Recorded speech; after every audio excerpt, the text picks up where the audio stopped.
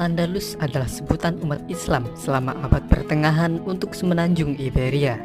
Saat masa keemasannya, wilayah mereka mencakup sebagian besar semenanjung Iberia dan sebagian kecil Prancis Selatan. Saat di bawah pemerintahan Kekhalifahan Cordoba, Al-Andalus menjadi pusat pembelajaran, dan kota Cordoba yang saat itu adalah kota terbesar di Eropa menjadi salah satu pusat budaya dan ekonomi terkemuka di seluruh cekungan Mediterania, Eropa, dan dunia Islam. Al-Andalus menjadi pusat pendidikan utama untuk Eropa dan negara sekitar Laut Mediterania, serta menjadi jalan untuk pertukaran budaya dan karya ilmiah antara dunia Islam dan Kristen. Dan berikut ini adalah sejarah Al-Andalus selengkapnya. Saat masa kekhalifahan Umayyah dipimpin oleh Al-Walid I di tahun 711, seorang komandan yang bernama Tariq ibn Ziyad memimpin pasukan kecil yang terdiri dari orang-orang yang baru saja masuk Islam.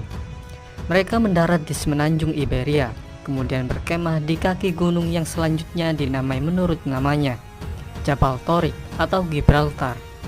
Pasukan Tariq berisi sekitar 7.000 penunggang kuda orang Berber, sedangkan penguasa wilayah itu, Raja Roderick, mengumpulkan pasukan yang berjumlah 100.000. Namun sebagian besar pasukan tersebut tidak terlalu loyal pada Raja Roderick. Singkat cerita, Tariq akhirnya bisa memenangkan pertempuran yang menentukan ketika Roderick dikalahkan dan dibunuh pada tanggal 19 Juli di pertempuran Guadalete. Kemudian Tariq membagi pasukannya menjadi 4 divisi yang kemudian menaklukkan Cordoba di bawah komando Mughith al-Rumi. Begitu pula dengan Granada dan kota-kota lain. Sementara itu, Tariq tetap menjadi kepala divisi yang menaklukkan Toledo. Setelah itu, pasukan tersebut terus bergerak ke utara sampai ke Guadalajara dan Astorga, dan akhirnya sebagian besar semenanjung Iberia menjadi salah satu provinsi kekhalifahan Umayyah yang disebut Al-Andalus. Namun pada tahun-tahun setelah penaklukan, hubungan antara orang Arab dan Berber di Al-Andalus menjadi tegang karena terdapat perbedaan kasta di antara kedua etnis tersebut. Suatu ketika populasi etnis Berber jauh melebihi jumlah orang Arab di provinsi baru itu, dan kebanyakan orang Berber telah turut serta pada sebagian besar pertempuran, dan mereka juga diberi tugas yang lebih keras, misalnya menertibkan daerah-daerah yang bermasalah. Sampai pada tahun 729 Masehi, komandan Berber yang bernama Munus telah memberontak dan berhasil membentuk negara sendiri di Cerdanya untuk sementara waktu. Saat kekhalifahan Umayyah terganggu oleh tantangan kekhalifahan Abbasiyah di timur, provinsi-provinsi mereka di Afrika Utara dan Al-Andalus tidak bisa mereka kendalikan.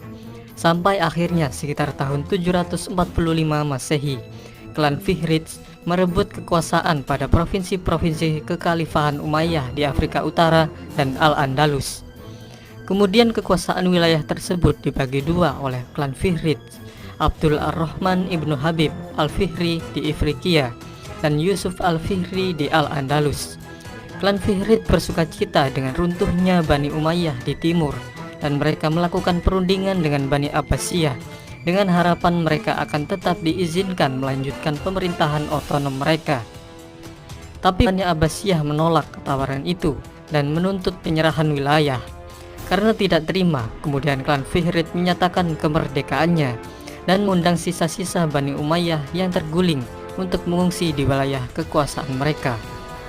Tapi sekelompok orang yang kecewa dengan kepemimpinan klan Fihrid berkonspirasi dengan keturunan Bani Umayyah yang mengungsi untuk memberontak.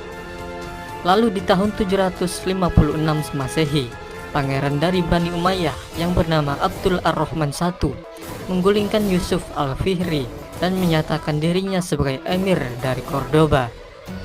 Kemudian 1,5 abad berikutnya, keturunannya yang bernama Abdul ar-Rahman III tidak hanya dengan cepat memulihkan kekuatan Umayyah di seluruh Andalusia, tetapi ia juga sanggup memperluasnya ke Afrika Utara bagian barat.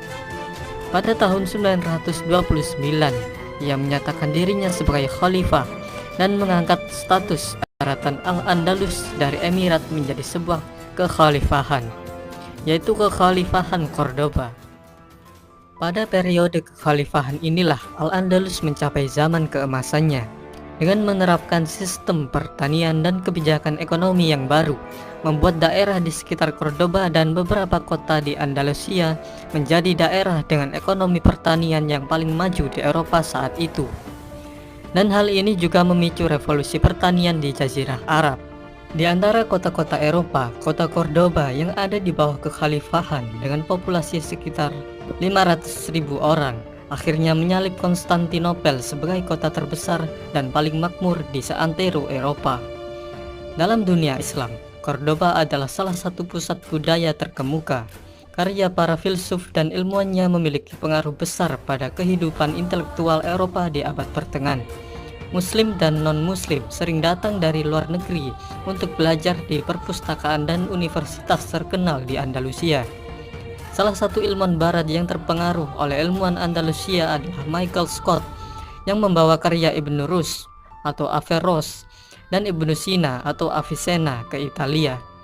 Peralihan gagasan ini tetap menjadi salah satu yang terbesar dalam sejarah dan secara signifikan mempengaruhi pembentukan periode Renaissance di Eropa. Memang kejayaan tidak akan bertahan untuk selamanya. Kini tibalah saat kekhalifahan Cordoba runtuh ketika terjadi perang sipil antara tahun 1009 dan 1013. Pada tahun yang sulit itu, kekhalifahan Cordoba diinvasi bangsa Berber, sehingga Cordoba menjadi pecah. Mereka juga membantai penduduknya, menjarah kota, dan membakar kompleks istana. Dan di tahun 1031, Al-Andalus pecah menjadi sejumlah negara-negara kecil dan negara besar yang berpengaruh disebut Taifas. Setelah tahun 1031, Taifas terlalu lemah untuk mempertahankan diri dari serangan dan tuntutan upeti dari negara-negara Kristen di utara dan barat, yang dikenal oleh umat Islam sebagai bangsa Galicia. Akhirnya beberapa negara-negara pecahan kekhalifahan Cordoba itu ditaklukkan oleh bangsa Galicia, sehingga para raja Taifah yang masih merdeka mencari bantuan ke bangsa Berber di Afrika Utara, tapi mereka dicaplok juga oleh bangsa Berber. Dari pertengahan abad ke-13 hingga akhir abad ke-15, satu-satunya wilayah yang tersisa dari Al-Andalus adalah Emirat Granada yang menjadi benteng muslim terakhir di semenanjung Iberia. Emirat ini didirikan oleh Muhammad ibnu Al-Ahmar pada tahun 1230 dan diperintah oleh dinasti Nasrid, dinasti yang paling lama memerintah dalam sejarah Al-Andalus. Tapi Emirat Granada masih harus mengirim upeti kepada kerajaan Kastil. Kota Granada juga berfungsi sebagai tempat perlindungan bagi muslim yang melarikan diri selama Reconquista atau penaklukan ulang oleh kerajaan-kerajaan Kristen.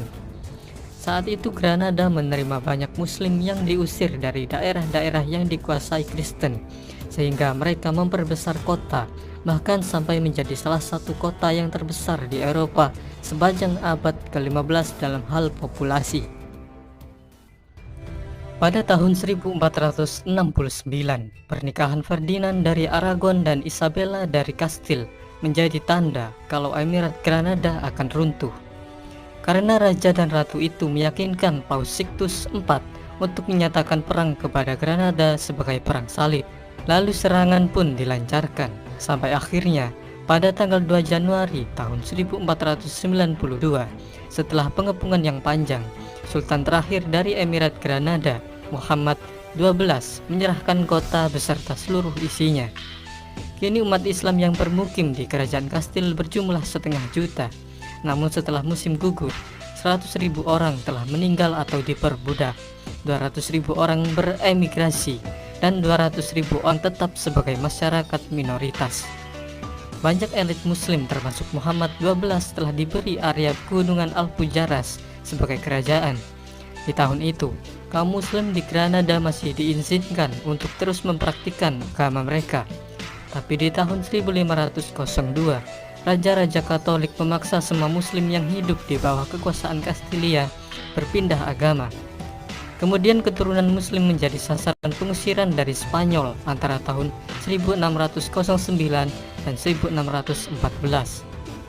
Akhirnya sekitar tahun 1727, setelah terjadinya tragedi penuntutan massal, Islam asli dianggap telah padam di Spanyol.